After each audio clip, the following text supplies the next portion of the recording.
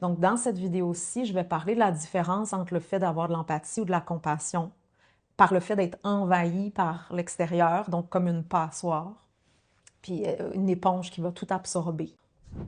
Déjà, un point important à comprendre, c'est que si j'arrive pas à être avec moi-même, en intimité, là, me ressentir, si je suis mal à l'aise avec moi-même, et si j'ai pas appris à habiter mon corps qui est comme ma maison, bien, ça veut dire que dans ma maison, à peu près n'importe quoi peut y entrer.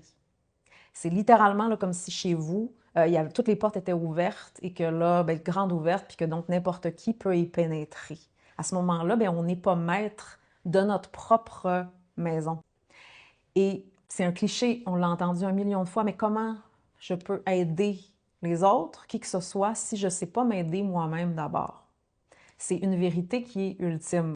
Comme on dit dans les avions, là, si en cas d'accident, bien, aidez-vous vous-même d'abord pour ensuite même pouvoir être en mesure d'aider quelqu'un d'autre. Parce que sinon, si je ne prends pas mes réelles responsabilités d'abord, bien, je vais perpétuer des patterns. Ça veut dire que je vais toujours être là quand quelqu'un a besoin de moi, puis ça va perpétuer ses faiblesses, mais aussi les miennes. C'est un peu comme si, bien, si la personne n'a jamais appris à travailler un muscle, mais ce muscle-là n'a jamais été utilisé, donc il est faible.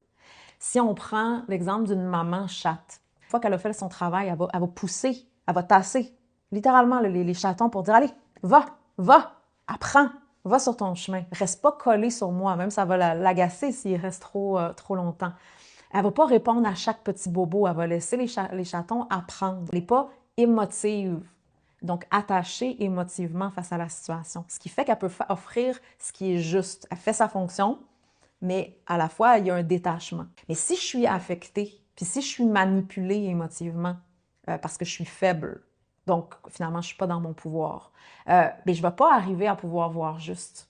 C'est une réalité là, qui est importante à réaliser, c'est que la personne, la demande, là, ce que la personne demande, c'est rarement ce dont elle a réellement besoin.